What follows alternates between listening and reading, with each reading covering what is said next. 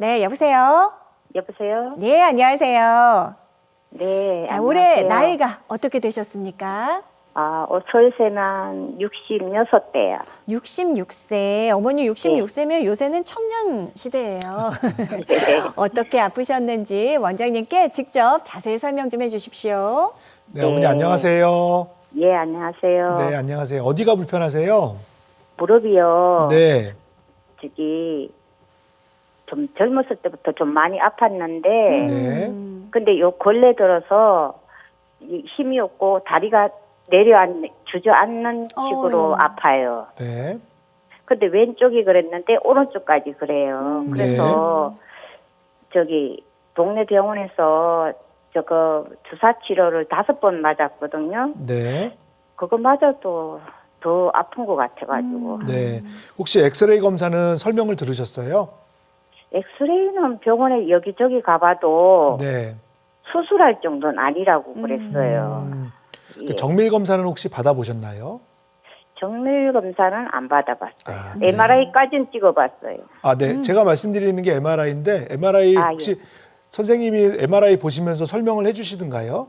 예. 뭐라 그러시던가요? 좀 안 좋기는 안 좋다고 그러는데 네. 수술할 정도는 아니라고 그랬어요. 아, 여기서 말씀하시는 수술이라는 게 인공관절 수술을 말씀하시는 예, 건가요? 예, 예. 네, 그래요. 지금 방송에서도 제가 계속 말씀드리는데 네. 무릎 수술에는 인공관절 수술만 있는 건 아니고요. 예. 무릎 수술에 인공관절 수술은 정말 어쩔 수 없는 상황에서 하는 거고, 예. 무릎 관절염이 진행되는 과정 중에서 그 과정 악순환을 막아주는 치료 방법은 굉장히 여러 가지가 있는데요. 예.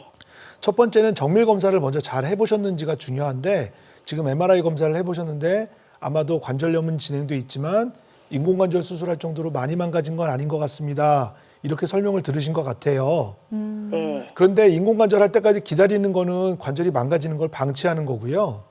예. 중간에 관절이 더 이상 망가지지 않도록 속도를 늦춰주거나 아니면 없어진 연골을 다시 채워서 원래 관절로 만들어주는 방법은 굉장히 여러 가지가 있거든요.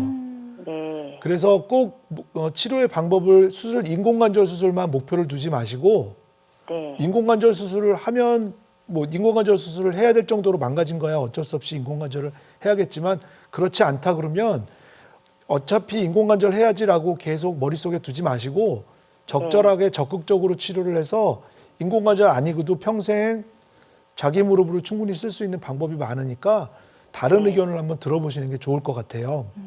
예. 어머니 혹시 주사 치료 5번 받으셨다고 하셨는데요. 어떤 주사 치료인지 정확하게 잘 들어보셨나요? 설명을? 그 뼈주사는 아니라고 그랬는데. 네. 뼈 주사는 아니고 원장님 예. 주사 치료에도 여러 가지 종류가 있지 않습니까? 네, 그렇습니다. 예. 그래서 보통은 저희가 연골 주사라고 얘기하는 히알루론산 주사인데 이게 정상적인 무릎의 환경을 만들어주는 그러니까 보통 쉽게 생각하시면 자동차 엔진에 오일을 갈아준다고 생각하시면 되는데요. 이거를 보통 일주일 간격으로 3번 맞는 경우도 있고 5번 맞는 경우도 있는데 최근에는 일주일 간격으로 3번 맞는 게 가장 보편화되어 있거든요. 네. 그래서 환자분께서 만약에 맞으신 게 히알루론산 주사를 일주일 간격으로 3번 정도, 5번 정도 맞으셨다 그러면 맞으신 간격이 계속 줄지는 않는지 내가 한 번 맞았는데 처음에는 1년 정도는 버틸만 했는데 두 번째 맞을 때는 1년도 못 가고 한 6개월밖에 안 가는 것 같고 그 다음에 맞을 때는 맞아도 소용이 없는 것 같고 이렇게 되는 경우가 있을 수 있는데 그런 경우에는 이미 관절염 초기 증상을 지나서 관절염 중기까지 진행됐다고 판단을 해야 돼요. 네. 그래서 그렇게 장시간 동안 몇 년 동안 5년, 6년 동안 계속 연골 주사만 맞으시는 거는 좋은 치료가 아니고 그 사이에 관절이 얼마나 더 진행이 됐는지 관절염이 그리고 손상된 구조가 없는지 악화시키는 구조가 있는지 이런 것들을 적절하게 판단하시는 게 좋을 것 같습니다. 네. 네. 자, 어머니 주사 치료에도 더욱 다양한 종류들이 있습니다. 저희가 잠시 후에 또 소개를 해드릴 예정이고요. 혹은 주사 치료가 아니더라도 보다 적합한 치료법은 없는지 MRI 찍으셨다고 하니까 촬영한 거 잘 간직하셨다가 또 다른 전문의 선생님의 의견을 들어보시는 것도 좋을 것 같습니다. 전화 주셔서 감사드리고요. 다음 전화 받아보겠습니다. 여보세요? 네. 예, 어머니 안녕하세요. 네, 안녕하세요. 올해 나이가 어떻게 되셨을까요? 77세요. 77세. 어머님 목소리는 너무 젊게 들리셔가지고. 자, 무릎이 아프세요, 지금? 예. 네, 원장님께 직접 언제부터 어떻게 아프셨는지 자세하게 설명 좀 해주세요. 네, 어머니 네. 안녕하세요. 네, 안녕하세요. 네, 양쪽 무릎이 다 불편하세요? 아니, 오른쪽만요. 오른쪽만 불편하세요? 네. 그동안 치료는 어떤 거 받아보셨어요? 그 MRI 찍으니까 네. 그 연골이 3기래요. 3기, 네. 3기라 그래갖고 내가 수술하기는 뭐하고 막 수술해라 그러더라고요. 네. 그래서 수술하기는 뭐하고 아, 그냥 나 연골 주사를 좀 놔달라 그러니까 네. 뭐 연골 주사라고 3번 맞았거든요. 네. 근데 하나 효과가 없어요. 네. 아이고. 그래요. 그 혹시 거울 같은데 이렇게 큰 거울, 전신 거울에 쓰셔서 다리가 똑바로 돼 있는지 옷자다리로 휘었는지는 생각 한번 보신 적이 있나요? 예, 옷자리로 휘지는 않았어요. 그 정도는 아니세요? 갑자기 네. 8월 달부터 갑자기 아팠어요. 네. 그 전에는 하나도 안 아팠거든. 네. 아유, 그럼 꽤 건강하셨네요. 네, 예. 특별히 아픈 계기가 있으셨나요? 근데 뭐 잘 모르겠어요. 그냥 그렇게 갑자기 그냥 네. 아파가지고. 그런 경우에는 저희가 이제 보통 의심을 할 수 있는 게 무릎에 테두리를 만들어주는 반월상용골 파열이라는 거를 진단할 수 있는데 의심할 수 네. 있는데 특징적으로 가만히 서 계시다가 갑자기 걸을 때 무릎 뒤에서 뜨끔하거나 아니면 계단을 오르는데 뜨끔하거나 아니면은 버스를 오르는데 무릎에 힘을 주면서 지탱을 하면서 갑자기 통증을 느끼는 이런 경우가 생길 수 있는데요. 아. 네. 만약에 그런 걸로 이제 무릎 통증이 시작이 됐다 그러면 그런 통증들은 보통 2, 3주 정도 지나가면 다 없어지게 돼요. 그런데 그게 증상이 좋아진 게 아니라 그리고 관절이 문제가 있는 게 해결이 된 게 아니라 연골은 찢어진 채로 계속 관절이 망가지는 순서가 되는 거거든요. 그래서 아마 MRI를 찍으시고 선생님께서 수술이 필요합니다 이렇게 얘기했던 거는 제가 판단하기에는 아마 내시경 치료를 필요로 합니다 이렇게 말씀하신 것 같아요. 내시경이 아니라 수술이라거든요. 네, 보통 이제 내시경 시술도 수술이라고 얘기를 보통 하고 이제 인공관절 수술이 아니면 보통은 내시경 치료로 간단하게 연골이 찢어진 걸 다듬어 주는 게 좋겠습니다 이렇게 얘기하는 경우가 많은데 아니 찢어졌다는 게 아니고요. 네, 3기래요. 3기. 3기. 예, 찢어졌다 소리는 안 했거든. 네. 그러시면 아마 네. 네, 인공관절 수술을 할 정도는 아니라 그러시면 네. 관절염이 진행된 거를 더 이상 막아주는 치료 방법, 그러니까 관절염이 진행되는 걸 막아주기 위해서 다리 각도를 맞춰주는 치료나 아니면 연골을 살릴 수 있는 줄기세포 치료나 이런 것들을 당연히 고민을 해보시는 게 맞는 것 같아요. 왜냐하면 아니, 당장 인공관절 수술할 정도 아니시면 관절을 다시 살리는 방법을 최소한 찾아봐야 되거든요. 네. 자, 어머니 아마 병원에서는 당장 수술할 정도는 아니다. 뭐 이 정도로 말씀을 들으신 것 같고요. 또 수술이 말고 또 시술도 다양한 종류들이 있습니다. 혹시 조금 여의치가 않으시다면 마음이 조금 어떤 걸 결정해야 되지 조금 고민이 되신다면 역시 앞서 말씀드린 대로 검사 결과 가지고 가셔서 같은 전문의 선생님들끼리도 경험과 임상에 따라 의견이 조금 달라질 수 있습니다. 이 부분 참고하셨으면 좋겠습니다.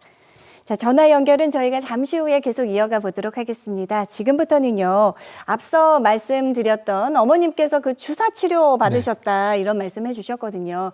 비수술 치료법의 또 대표적인 치료법인 주사 치료에 대해서 좀 더 자세하게 살펴보도록 하겠습니다. 주사 치료 원장님 다양한 종류들이 있는데요. 다시 한번 구체적으로 설명 좀 부탁드릴게요. 그림에서 보시는 것처럼 저희가 외래에서 주로 사용하는 주사 치료는 4가지 정도로 압축할 수가 있는데요. 네. 스테로이드 주사, 그리고 히알루론산 주사, 그리고 PDRN 주사, 그리고 증식 주사, 이렇게 증식 치료 주사 이렇게 4가지 정도로 구분할 수가 있습니다. 네네. 그래서 위에 2가지의 스테로이드 주사와 히알루론산 주사는 아까 말씀드린 대로 무릎에 손상이 진행되면서 생기는 염증 반응들을 억제해주는 그런 작용을 하는 치료 방법이 되겠고요. 네. 나머지 PDRN 주사나 증식 주사는 염증 반응을 억제하기보다는 손상된 구조들을 조직들을 재생시켜 주는데 목표를 두고 치료를 하게 됩니다. 네네. 그래서 앞에 2개의 스테로이드나 히알루론산 주사, 그러니까 뼈 주사라고 얘기하는 스테로이드, 히알루론산이라고, 그러니까 연골 주사라고 얘기하는 히알루론 주사는 효과는 금방 나타나지만 지속 시간이 오래 가지 않는 그런 단기적인 치료 방법이 되겠고요. 네네. PDRN 주사나 증식 주사는 효과가 빨리 나타나진 않지만, 그리고 효과가 빨리 나타나진 않지만 그래도 그 장기적으로 봤을 때는 조직이 재생되는 거를 도모할 수 있는 그런 장기적인 치료라고 볼 수 있겠습니다. 원장님, 뭐 대체로 설명을 좀 해주신 것 같은데요. 증식 주사, 뼈 주사의 가장 큰 차이점은 역시나 이제 원인을 제거하느냐 안 하느냐 네. 그 차이점이라고 볼 수 있을까요? 그 저희가 보통 이제 그 별명으로 부르는 뼈 주사라고 얘기하는데, 이게 뼈에다 주사를 놓기 때문에 뼈 주사다 뭐 이런 여러 가지 얘기가 있는데 네네. 기본적으로 뼈 주사라고 얘기하는 건 스테로이드 주사입니다. 스테로이드 주사는 저희 정형외과 영역에서는 굉장히 오래전부터 사용해 왔던 아주 좋은 치료 방법인데요. 네. 단 이게 주치의의 관찰 없이 남용되거나 자주 오용되거나 이러면은 부작용이 생길 수 있는 가능성이 높아요. 네네. 그래서 쉽게는 뭐 국소적으로는 주사 맞은 부위에 피부가 하얗게 탈색이 되는 경우도 있고, 어머. 피부가 괴사되는 경우도 있고, 심한 경우에는 무혈성 괴사나 대퇴골두 무혈성 괴사나 아니면 다른 관절에 무혈성 괴사를 동반하거나 또는 전신적인 쿠싱 증후군, 이런 그 합병증을 유발할 수 있기 때문에 네. 전문의의 감독하에 주사를 맞지 않으면 굉장히 위험하다고 생각하시면 됩니다. 네. 이에 반해서 증식 주사는 고농도 포도당을 병변 부위에 주기적으로 주입을 해서 인위적으로 염증 반응을 일으키는 건데요. 이 염증 반응이 사실은 몸에 나쁜 거라고 판단되는 게 아니라 정상적인 그 조직 재생 반응에 동반되는 그 과정이기 때문에 주사 맞고 처음에 한 3, 4일 정도는 약간 불편하실 수 있지만 네. 그 시간이 지나면 정상적으로 재생 그 과정이 동반되기 때문에 손상된 연골이나 인대가 좀 더 두껍고 튼튼하게 재생된다고 생각하시면 되겠습니다. 네. 자, 그렇다면 증식 주사 구체적으로 치료 과정은 어떻게 되는지 궁금합니다. 설명해 네. 주시면 이해가 쉬울 것 같아요. 네. 증식 주사 치료는 보통 저희가 외래에서 진찰과 그리고 엑스레이 검사를 통해서 병변 부위가 확인이 되면 거기에 주기적으로 고농도의 포도당을 주입하게 되는데, 보통은 일주일 간격으로 3번에서 5번 정도 증상에 따라서 판단하게 됩니다. 네. 그러면 이게 주사 맞고 3, 4일 정도는 조직이 붓고 통증이 생길 수 있는데, 이런 그 부종과 통증에 동반되면서 이제 정상적인 염증 반응이 재생 반응으로 넘어가게 되고, 그러면서 상처가 난 그 인대나 연골들이 좀 더 두껍고 튼튼한 조직으로 대체되는 과정이 이제 진행되게 됩니다. 네. 자, 그러니까 우리 몸이 스스로 이제 치유하는 다양한 이제 재생 원리를 이용한 치료법이라고 할 수 네, 있겠는데요. 맞습니다. 원장님 계속해서 설명 좀 해주십시오. 네. 그래서 증식 주사 원리나 간격 이거는 좀 전에 말씀드린 대로 염증 반응이 생기고 그 염증 반응이 재생 반응을 동반하고 그 재생 반응이 가라앉게 되면 다시 리모델링 되면서 장기적으로 3, 4개월 정도 관찰했을 때 손상된 조직들이 원래대로 돌아오는 이런 과정을 겪게 되는데, 그래서 특징을 보시면 짧은 시간 안에 시술이 가능하다는 것이 첫 번째 특징이고요. 그래서 네. 피부 절개는 거의 안 하고 주사 치료만 하니까 구멍만 나게 되고, 또는 정형외과 그 영역에서는 모든 관절에 사용을 할 수가 있습니다. 그리고 근본적으로 조직 재생이 되고 강화를 시키는 것이기 때문에 스테로이드처럼 그 염증 반응을 억제해서 정상적으로 몸에서 주는 시그널들을 무시하는 이런 위험한 과정들은 피하게 될 수 있기 때문에 굉장히 안전한 치료라고 생각할 수 있는데, 네. 단 제가 그림에서 그 표시를 빨간색으로 포인트를 드렸는데, 이게 그냥 적절한 검사 없이 진단 없이 무작위로 치료를 하는 것은 굉장히 위험할 수가 있습니다. 그리고 네네. 아까도 말씀드린 대로 주사 치료는 보통 관절염 초기 증상에서 시행하게 되는데, 초기 증상이 아닌 중기에서 중증도로 넘어가는 말기 증상으로 넘어가는 환자들을 꼭 감별을 해야 되는데, 이런 중증 단계, 중간 단계나 중증 단계 환자들을 계속 주사 치료를 끌고 가는 건 굉장히 좀 위험할 수 있어서 네네. 꼭 정밀 검사, MRI나 관절경 시술 또는 초음파 이런 정밀 검사를 통해서 병변이 확인된 환자들만 시행하는 게 좋겠습니다. 네, 잘 알겠습니다. 자, 증식주사 치료를 통해 실제로 치료받으신 분들의 사례 궁금하실 텐데요. 하나씩 살펴보겠습니다. 66세 어머님, 무릎 연골 손상 입으셨는데 치료받으셨죠? 네.